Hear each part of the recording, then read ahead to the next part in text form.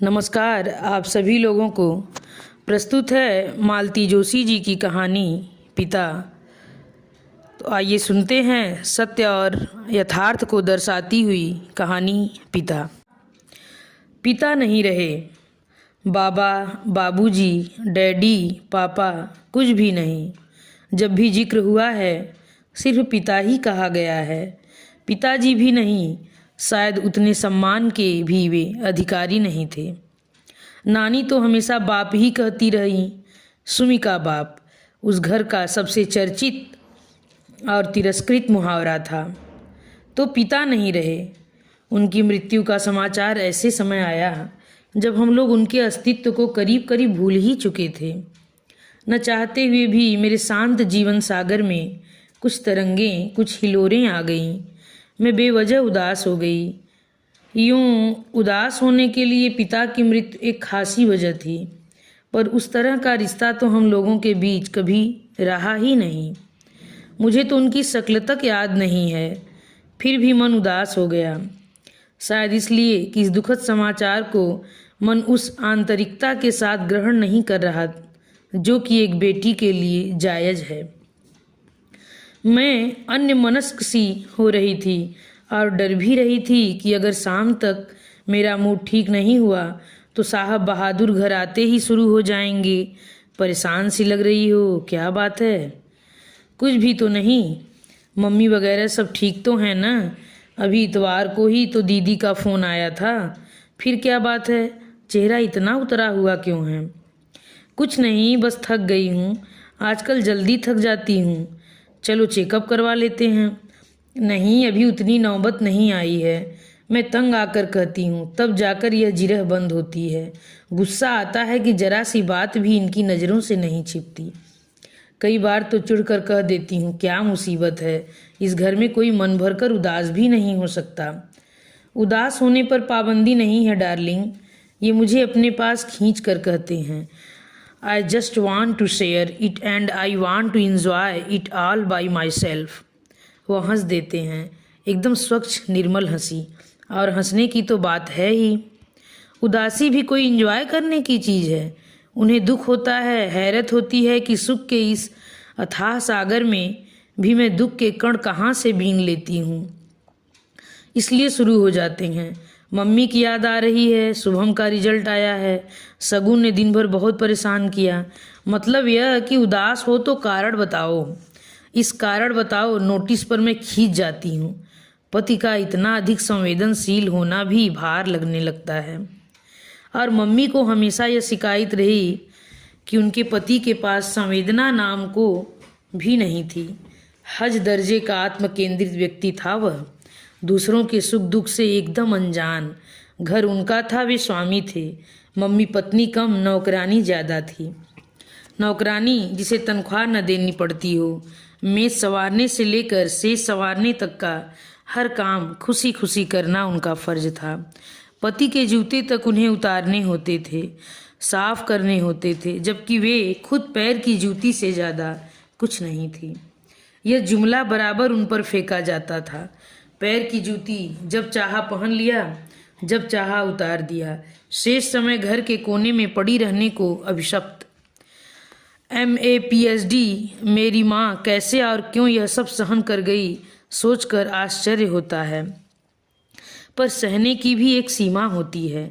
उस सीमा के पार हो जाने के बाद क्षण भर भी उस घर में सांस ले न सकी। अपनी दोनों बेटियों को गोद में उठाकर सीधे नानी के घर आ गईं। कुल 8 साल के वैवाहिक जीवन का पटाक्षेप हो गया। उस समय दीदी 5 साल की और मैं महज 2 साल की थी। इसलिए मेरे मन में न पिता की और न पिता के घर की कोई स्मृति बाकी है। भाई के घर में हमेशा निभाव होना कठिन था।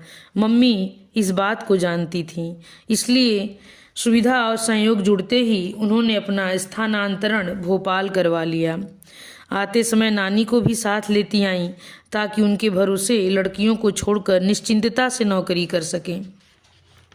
जब से होश संभाला, नानी को सदा अपने पास ही पाया है।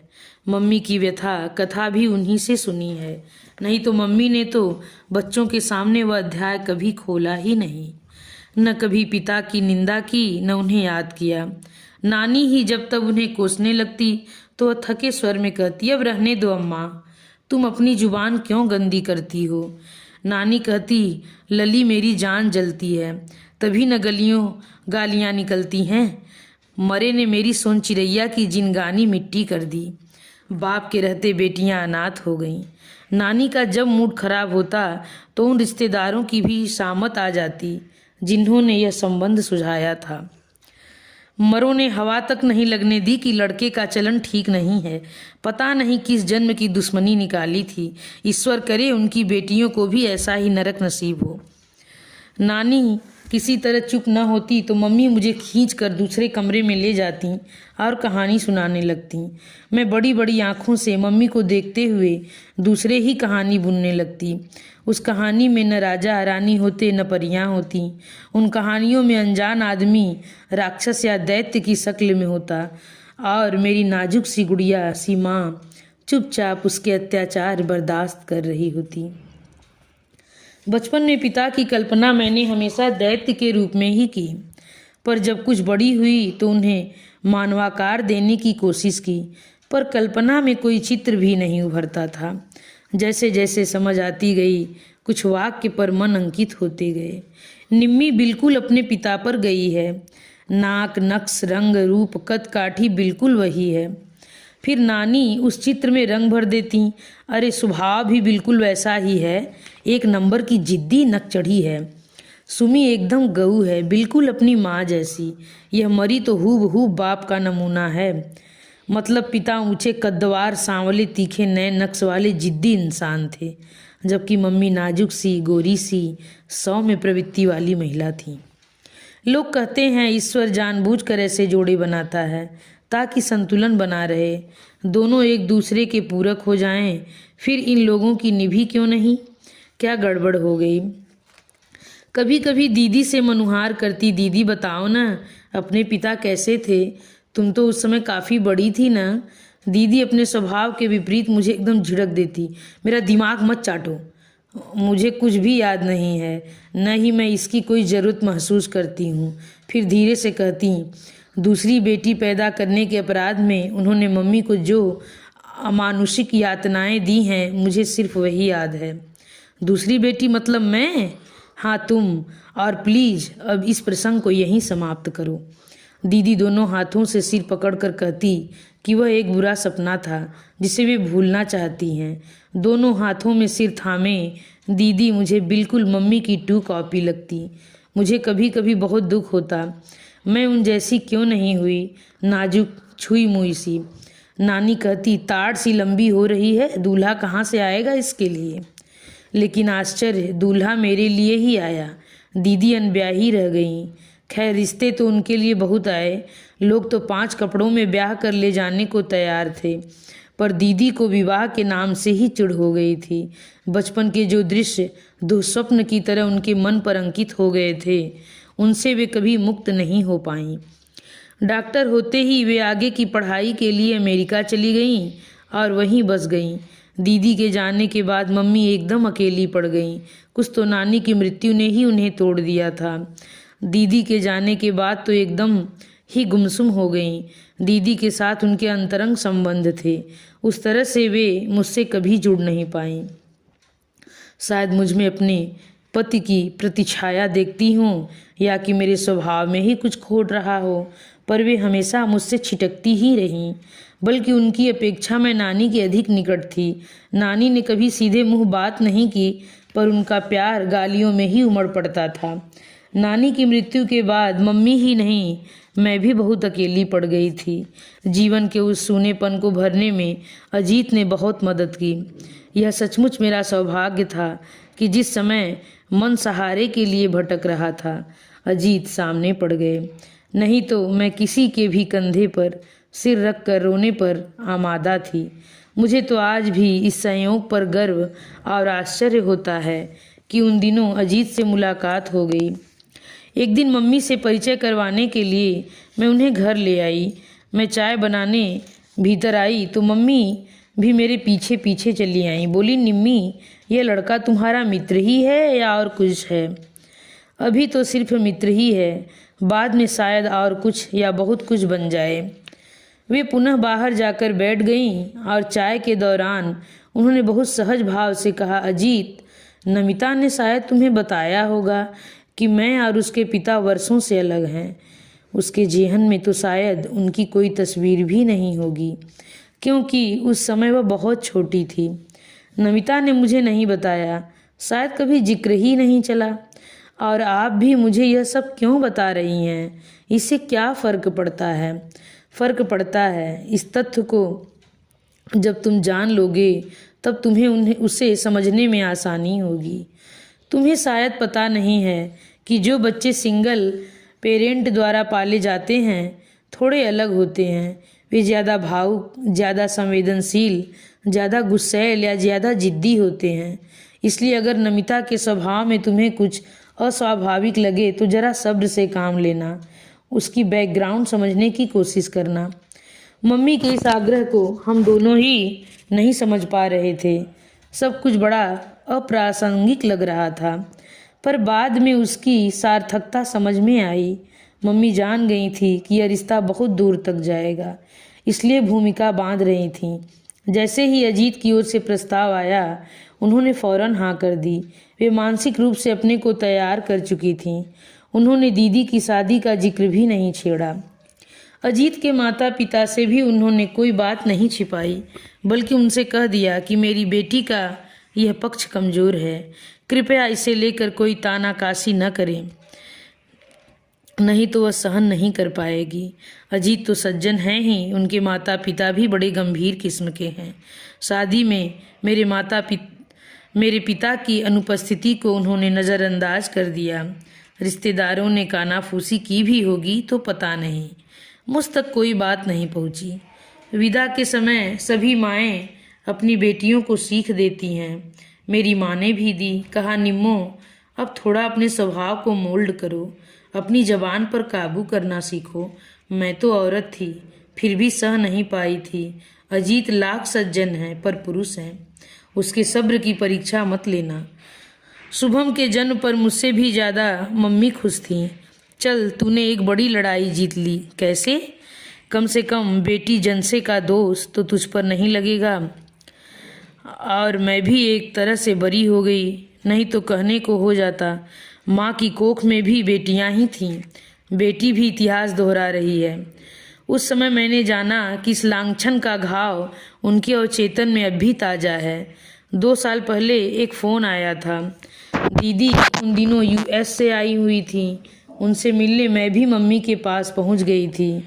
फ़ोन मैंने ही उठाया था। हेलो, कौन? सुमी बोल रही है? जी नहीं, मैं निम्मी हूँ, नमिता। मैं तुम्हारा गोविंद चाचा बोल रहा हूँ। तुम तो शायद पहचानोगी भी नहीं। सुमी होती तो पहचान लेती। ज़रा अपनी मम्मी को फ़ोन देना। मम्मी कॉलेज गई हुई थी। मैंने दीदी को पकड़ा दिया, कोई गोविंद चाचा हैं। दीदी का चेहरा एकदम तन गया। बड़ी ही रुखी आवाज़ में उन्होंने कहा, यस सुमिता हेयर। उस तरफ से क्या बात हुई पता नहीं। दीदी ने तल्ख अंदाज में कहा, मतलब हमारे पिता अभी मौजूद हैं? This is a news for us. मेरी माँ ने तो अरसे पहले अपने सारे सौभाग्य अलंकार उतार दिए हैं। हमारे लिए तो पिता का अस्तित्व कब से शेष हो गया है। Anyway, thanks for calling. और दीदी ने रिसीवर पटक दिया। मैंने प्रश्नार्थक नज़रों से देखा। श्रीमान को कैंसर हो गया है, सिरोसिस ऑफ लिवर। इसलिए बीवी की याद आ गई है, क्योंकि बीमारी में सेवा भी चाहिए और पैसा भी। वह जो एक और थी वह कहाँ गई? एक होती तो रुकती, यहाँ तो अनेक थीं। डूबते जहाज पर कौन ठहरता है? मम्मी को बताओगी? बताना तो पड़ेगा, पर एक बात तय है, अगर वे उस आदमी के पास दोबारा गईं तो हम दोनों उनसे कभी कोई संबंध नहीं रखेंगे। लेकिन दोबारा फ़ोन आया तो मम्मी क्या मना कर पाएंगी? यू आर राइट, मम्मी में वो गट्स नहीं है, और वे लोग उनको इमोशनली ब्लैकमेल ज़रूर करेंगे। एक काम करते हैं, मैं उन्हें साल 6 महीने के लिए अपने साथ ले जाती हूँ। मामा की भी अभी खबर लेती हूँ। यहाँ का नंबर उन्होंने ही दिया होगा। यहाँ से जाकर पहला काम यही करूँगी कि वहाँ नया नंबर ले लूँगी और वह सिर्फ तुम्हारे पास होगा। नहीं तो वे लोग मम्मी को वहाँ भी चैन से रहने नहीं देंगे। इसके बाद दीदी ने सांस नहीं ली। दौड़ धूप करके मम्मी का साल भर का वीज़ा बनवाया। वह तो मम्मी से कह रही थी कि नौकरी छोड़ दो, पर मम्मी नहीं मानी। लंबी छुट्टी ले ली। पिछले साल 1 महीने के लिए आई थी, वीज़ा की अवधि बढ़ाकर फिर चली गईं। मम्मी के जाने के बाद मैं अकेली पड़ गई हूँ। 8वें दिन फ़ोन पर बात होती है, फिर भी दूरी का एहसास नहीं जाता। 3 लोगों की हमारी छोटी सी दुनिया थी। वे दोनों तो अब भी साथ हैं, मैं ही अलग पड़ गई हूँ।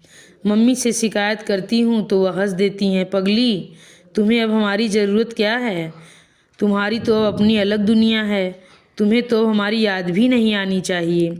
ऐसा भी कहीं होता है? आज सुबह 11 साढ़े 11 के करीब उन्हीं गोविंद चाचा का फिर फ़ोन आया था। इस बार सीधे मेरे पास ही आया था। मम्मी दीदी के पास थीं और दीदी का नया पता और नया नंबर सिर्फ मुझे मालूम था। पिछली बार की तरह इस बार भी इन्होंने मामा से बात की होगी, वहीं से मेरा पता और नंबर लिया होगा। मैं तुम्हारा गोविंद चाचा बोल रहा हूँ, पहचान रही हो ना? जी, एक खबर देनी थी, कहिए। तुम्हारे पिता नहीं रहे। चाहती तो दीदी वाला जुमला फिर उछाल देती, पर इच्छा ही नहीं हुई। इस खबर पर कोई भी प्रतिक्रिया व्यक्त करने का मन नहीं हुआ। निम्मी, सुन रही हो ना? जी, तुम्हारी मम्मी को खबर करनी थी। तुम्हारे मामा जी के पास सुमी का नंबर नहीं था। भाभी शायद वही हैं। मैं खबर कर दूंगी। हफ्ते 6 दिन में दीदी फ़ोन कर ही लेती हैं, तब बता दूंगी। मुझे नंबर दे देती तो।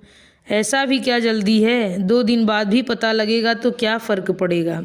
आप तो जानते हैं, बरसों पहले उन दोनों ने एक दूसरे को अपनी ज़िंदगी से खारिज कर दिया था। खैर, मैं तो अपना फ़र्ज़ अदा करना चाहता था। अगर आगे तुम्हारी मर्जी। वे रिसीवर रखने को ही थे कि मैंने तपाक से कहा, आपका फ़र्ज़ क्या यहीं तक सीमित था? मतलब जिस तत्परता से आपने अपने भाई की बीमारी और अब मृत्यु की खबर पहुंचाई है, उसी तत्परता से कभी हमारी भी खोज खबर ली होती। आपके ख़ानदान की बेटियां थीं हम, कभी पता तो लगाया होता कि हम कैसी हैं, कहाँ हैं, पढ़ रही हैं या मामा के घर में खट रही हैं, शादी हो गई है या कुंवारी बैठी हैं। अब चाचा होते हैं न हमारे, फिर कभी तो हमारा ख्याल किया होता। सिर्फ ख्याल करने से क्या होता है, कोई संपर्क सूत्र तो हो। और फिर जिसके दम से ये सारे रिश्ते हैं, जब उसी ने किनारा कर लिया तो हम तो पराए ही थे एक्लेक्टली।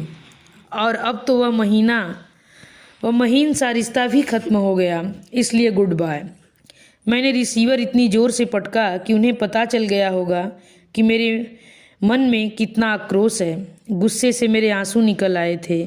जिंदगी भर तो कभी सुध नहीं ली कि ये लोग जीती हैं कि मरती हैं, और अब तिरहवीं का निमंत्रण भेज रहे हैं।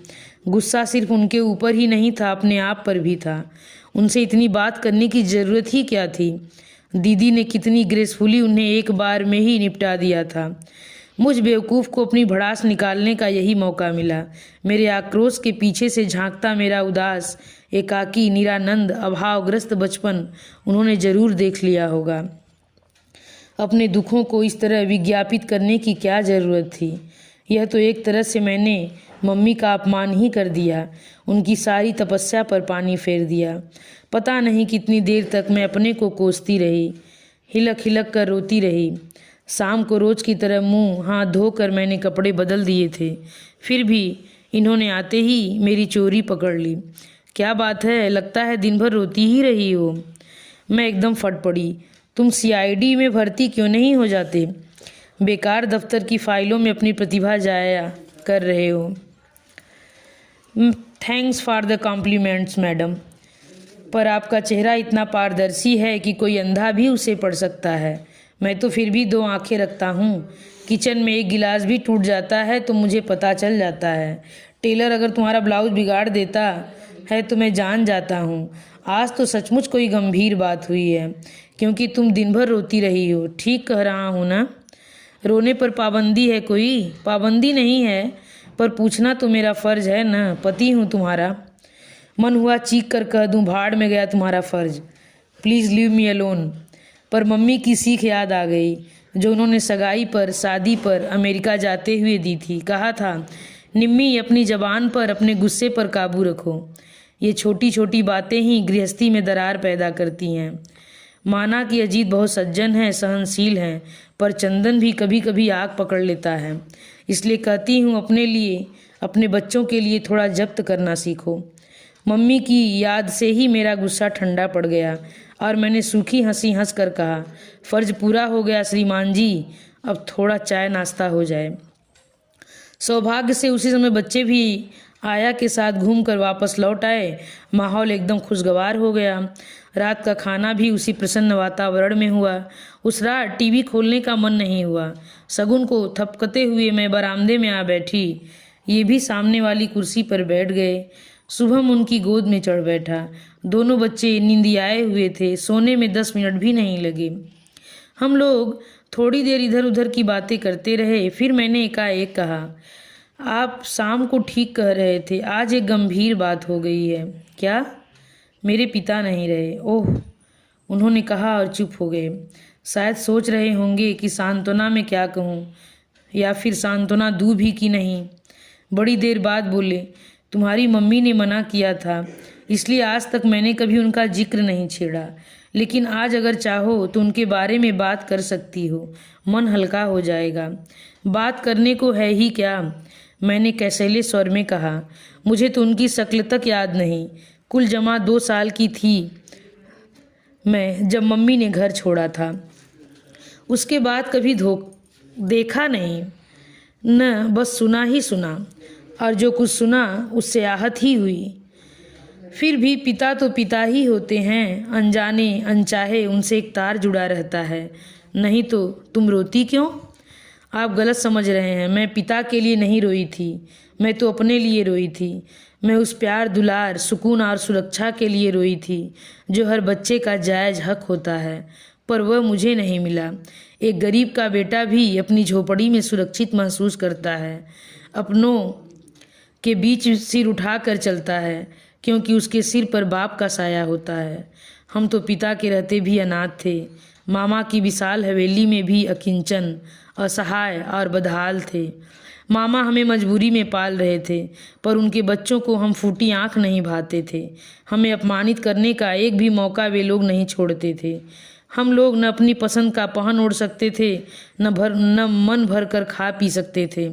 आज़ादी से हंसने बोलने की भी मनाही थी। मामी की चौकन्नी नज़र हमेशा हमें घूरती रहती थी। उनकी ज़बान तो एकदम जहर बूझी थी।